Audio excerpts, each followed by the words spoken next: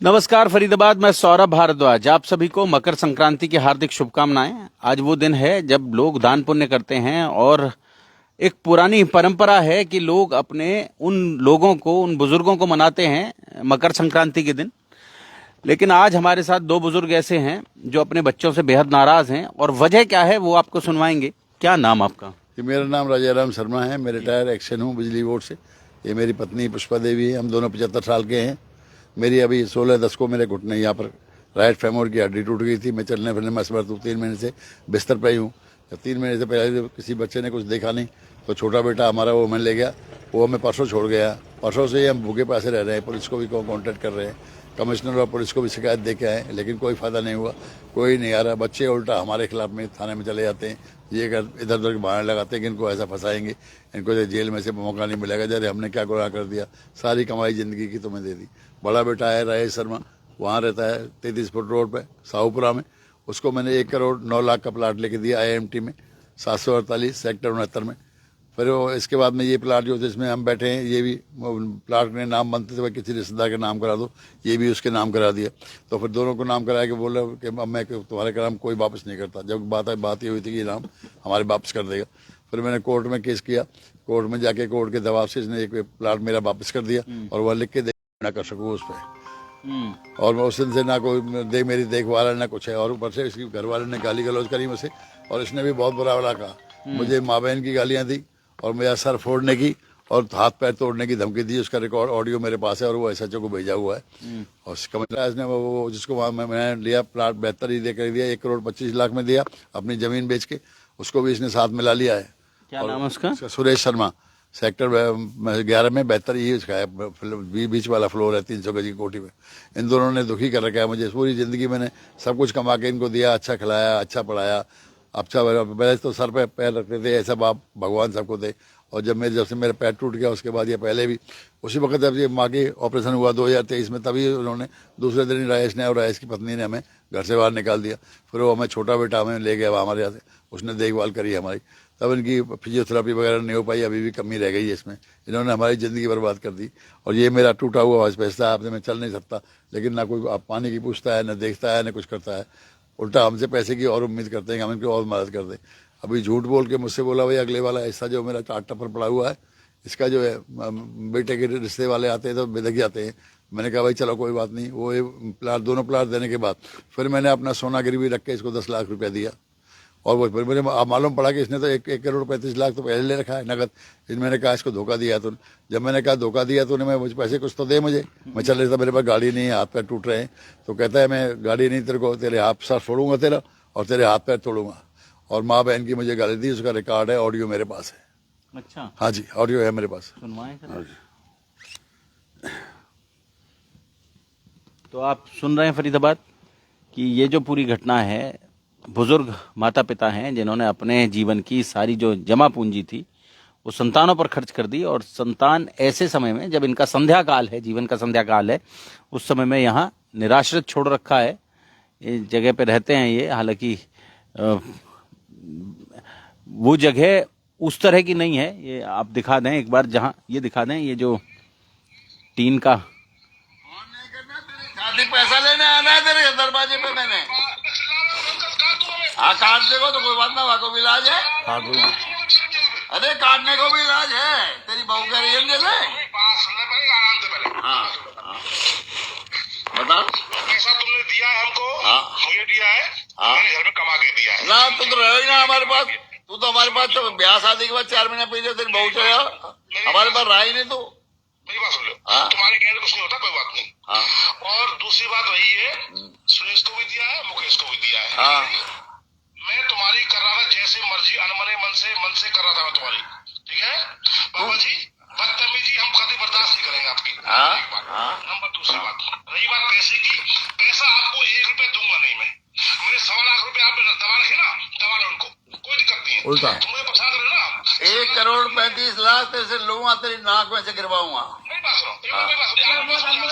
हाँ मेरी बात सुन लो, मेरी बात सुनो। हाँ अगर आपने तरीके से काम करना है तो काम हो जाएगा। क्या क्या काम क्या? अरे उन लुगाई को रोक, अभी बोल रही है। और अपनी माँ को रोक, बीच में ना बोले। हाँ हमें 3 भाई, ठीक है? हाँ। ठीक है? तीनों को दिया है आपने, ठीक है? तीन से कोई मतलब नहीं, तेरे कोर्ट में अपना लिखा हुआ तो याद कर। वो बोल लेंगे तो बोल लिया। हाँ तू तड़ाक मत कर कुत्ते मेरे से, कुत्ते तू तड़ाक मत कर, मैं तेरा भाई नहीं हूँ। क्या क्या? मेरी बात ध्यान से पहले। हाँ कुत्ता मैं हूँ। अगर तो अगर प्यार से बात करनी है हाँ तो ढंग से बात समाधान निकल जाएगा। हाँ। अगर तो गुंडागर्दी दिखानी है, हमारी बहन चोद नहीं है, पुलिस में जाना, कोर्ट जाना, तो छुट्टा कुछ और निकल लियो, ठीक है? पैसा मुझे, मेरा पैसा चाहिए। समझ बात? हाँ। तीनों के प्रति जिम्मेदारी बांध दे, तीनों के लिए। तीनों की नहीं है, तेरे पास तू लिख के दे के आया कोर्ट में, तेरे पास घंटा भर के मारूंगा लिखने में, है। ठीक है? आज के बाद मुझे फोन नहीं करना, जो करना है आप कर लेना, ना मैं लड़के को फोन करना। अगर समझदारी से काम करना मैं आऊं, तो तीनों भाइयों की पैसा लूंगा तेरी डेयरी पे आके, पैसा लूंगा, मेरा पैसा है। हाँ बहुत बदमाशी है, मैं तेरी बदमाशी है, तो बदमाशी दिखाऊं मैं भी। हाँ दिखाइए, हाँ अगर दिखाइए। बात बनानी है, हम 3 भाई हैं, तीनों की बराबर जिम्मेदारी बांध दे, हम तैयार हैं। तू बदमाशी दिखाएगा, तेरी हाथों में जो अंतड़ी लगी है ना, बाहर निकाल दी जाएगी वो। भाई तेरी जो हाथों में अंतड़ी पड़ी है ना, वो जो तू करा है, जो कुछ तीनों भाई बांट मैं लें। निकालूंगा, हमारी बहन बात चोद इसकी बात है। ये तो कमजोर ना हूं मैं। मैं निकालूंगा तेरी अंतड़ी, अब निकालना मुझे बहन चोदना, अगर बाप बिना तो मां मेरी बहन चोदना तू, मैं निकालूंगा तेरी अंतड़ी, हराम जाते बेईमान। सुन ले, बाप के नाते अगर चाहते हो उचित हो तो तीनों भाइयों की रिस्पॉन्सिबिलिटी बराबर बांटो, हम तैयार हैं। तूने जो कोर्ट में लिखा है उसका पालन तुझे करना ही पड़ेगा, पैसा तुझे देना ही पड़ेगा, पैसा तुझे लेके रहूंगा मैं। मेरी बात सुनो, अगर आपको पैसा चाहिए ना, हाँ पैसा चाहिए ना, आज के बाद मुझे या मेरे बेटे को फोन मत करना। पासा तेरे दरवाजे पे आके लूंगा, पैसा वहां दिया तेरे को, पहलवान सुन तो ले, तेरे दरवाजे पे लूंगा पैसा आके, वहां दिया पैसा मैंने, सुन तो ले, कैश दिया। मेरे बेटे को मुझे फोन नहीं करना, बस। क्या पैसा तो तूने लिया हरामजादे, भाई हराम नहीं हूँ मैं, बहन चोद हूँ। तो फिर पैसा मैंने तेरे घर पे दिया तो घर पे आऊंगा मांगने के लिए। घर पे आ रहा बाप के नाते, बाप के स्वागत होगा, गुंडा के नाते आ रहा पैसे लूंगा, गुंडा जो पैसा देने वाले गुंडा हो, मांगने वालों जाने पैसा दियो, गुंडा हो। मैंने कमा के दिया घर में, ठीक है? क्या कब दिया, उसका कोई प्रूफ नहीं है, मेरे पास प्रूफ है वैसे। हाँ फोन नहीं करना, मेरे फोन नहीं करना। मैं तेरे घर, अरे कोर्ट में क्यों जाऊं, पहले मैं पैसा मांगूंगा तेरे घर पे, पंचायत जोड़ूंगा, पहले पंचायत जोड़ूंगा, तेरे घर पे को पैसा मांगूंगा मैं। जमाने संभाल के बात कर, बहन चोद हूँ मैं, तेरी बहन चोद दूंगा। हैं? हाँ कोई बात। बहन चोद दूँ मैं, हाँ, बहन के लड़ने। हाँ। चीज़ बहुत आसानी से बहन के लड़ा, हाँ। खाए अपने माँ से साले, तो बताऊंगा बहन चोद आइयो तू घर पे आइयो, तेरे सर फाड़ूंगा बहन में। हाँ हाँ हाँ बहन के लड़े तो देखूंगा मैं, आइयो तू, आइयो, तेरे सर फाड़ूंगा घर में, आइयो तू। इसके बाद क्या होगा? अरे मेरा गू खा ले, गू मेरी गू खा ले, लेकिन रुपया दे मेरा। अरे मेरा गू खा ले तू, रुपया दे मेरा। इतने अरे इतना चीखने की क्या जरूरत है, मेरा रुपया दे बेईमान। मैं तो रुपया, कोई बात नहीं, घंटा भी देखा जाएगा तो। आप लगा लो, कोई लिमिट है। आपने खुद देखा है, रिकॉर्डिंग देखिए किस तरह है, माँ बहन की गाली दे रहा है, पैसे नहीं दूंगा, पैसा चाहिए ना मुझे, हाथ पाँव तोड़ूंगा। अब बताइए ऐसी हालत में हम कैसे जी सकते, बड़े बूढ़े आदमी कैसे टाइम हमला कर सकता है हमारे ऊपर, ये हमें मरवा सकता है, हम तो खोले पुलिस में कंप्लेंट की। पुलिस में कंप्लेंट कर रखी है, एसीपी डीसीपी को, एसपी कमिश्नर पुलिस को दे रखा है, कोई सुन नहीं रहा। कल 112 फोन किया, 112 वाला आया ही नहीं, बहाने कर क्या कहता है कि मैं कोर्ट में हूँ। मैंने कहा भैया मैं चल नहीं, 112 वाले कोर्ट में, 112 वाला कहता है मैं कोर्ट में हूँ। 112 कैसे कोर्ट में जा सकते? पता नहीं, वो सब इंस्पेक्टर है, वो जो है विनोद है, यहाँ IMT थाने का, कहता मैं कोर्ट में हूँ। नहीं, आपने 112 पे कॉल किया था? पे कॉल किया, वो इंचार्ज तो आया ही नहीं, वो दो लड़के आए थे, कहते इंचार्ज को भेज रहे हैं, इंचार्ज तो आया ही नहीं, इंचार्ज तो आया ही नहीं। इंचार्ज शाम तक मुझे गुमराह करता रहा, यहाँ हूँ वहाँ हूँ वहाँ हूँ, गाड़ी पे। मैं कहा एक काम करो आप, मुझे कम से कम SDM ऑफिस तक छोड़ दो, इतना तो है सीनियर सिटीजन हाथ पैर टूटे हुए हैं, गवर्नमेंट की गाइडलाइन है, CM की गाइडलाइन है, सुप्रीम कोर्ट की गाइडलाइन से कोई बड़ा बूढ़ा आदमी सीनियर सिटीजन मुसीबत में है तो उसकी मदद कर सकती है आदमी। पुलिस गाड़ी अगर 2 किलोमीटर चल जाएगी तो मुश्किल हो जाएगी क्या? कहता मैं भेज रहा हूँ गाड़ी, ERB भेज रहा हूँ, लेकिन कुछ नहीं भेजा। आज भी बात करिए, उसने कोई बात नहीं करी, कहता मेरे पास गाड़ी नहीं है, मेरा काम नहीं है, मैं पोस्टमैन नहीं हूँ।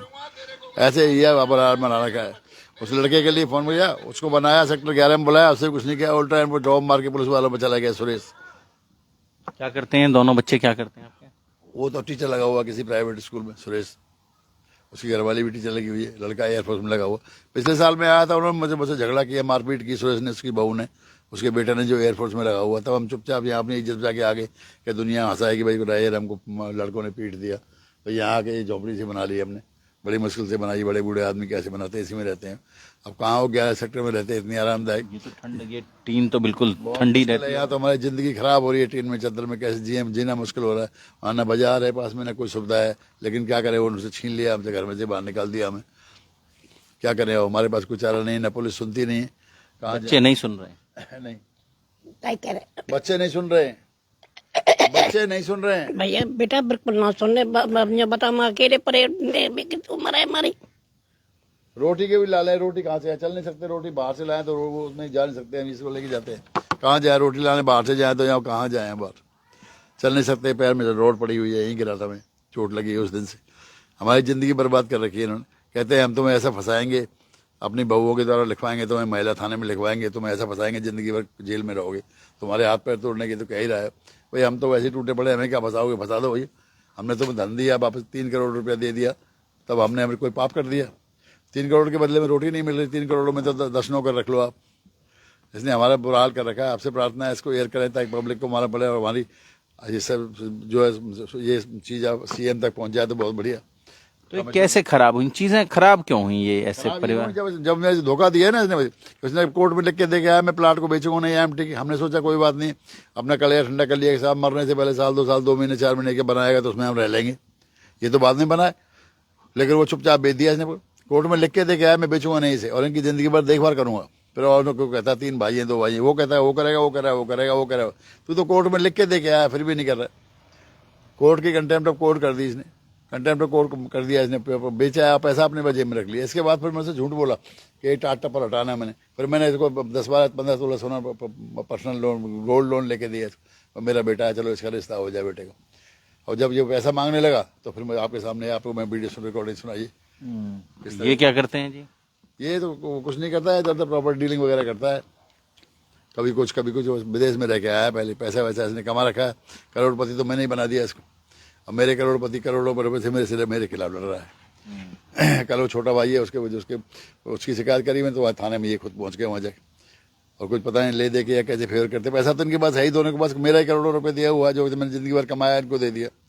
तो उस मेरे पैसे से मेरे खिलाफ मुझे मारने की साजिश कर रहे हैं और मेरे को नीचा दिखा रहे हैं। और मैं भूखा प्यासा है, ठंड में 6 डिग्री सेंटीग्रेड टपर में रह रहा हूँ। ये कोई हमारी जिंदगी थोड़ी है। इसलिए आपसे प्रार्थना है इसको ज़्यादा से ज़्यादा अधिकारियों तक पहुँचाएं तो हमें कुछ न्याय मिल सके। नहीं तो किस दिन में पुलिस भी नहीं आएगी तो हम तो यहाँ पड़े पड़े मर जाएंगे, खाट में मर जाएंगे भूखे पैसे ही। क्योंकि हम जा सकते ढेल डोल नहीं सकते, खाट में पड़े रहते हैं। कोई पड़ोसी को आवाज़ मार कोई आ गया, कोई चीज़ मंगा ली तो मंगा ली, नहीं तो यहीं पड़े ऐसे ही। अभी 3 दिन हुए, 3 दिन में उसको फ़ोन किया तो उसने फ़ोन नहीं उठाया। पर हमने पुलिस को हेल्प मांगी तो वो उल्टा पुलिस में चला गया और हमारे पास कोई आया नहीं अब तक।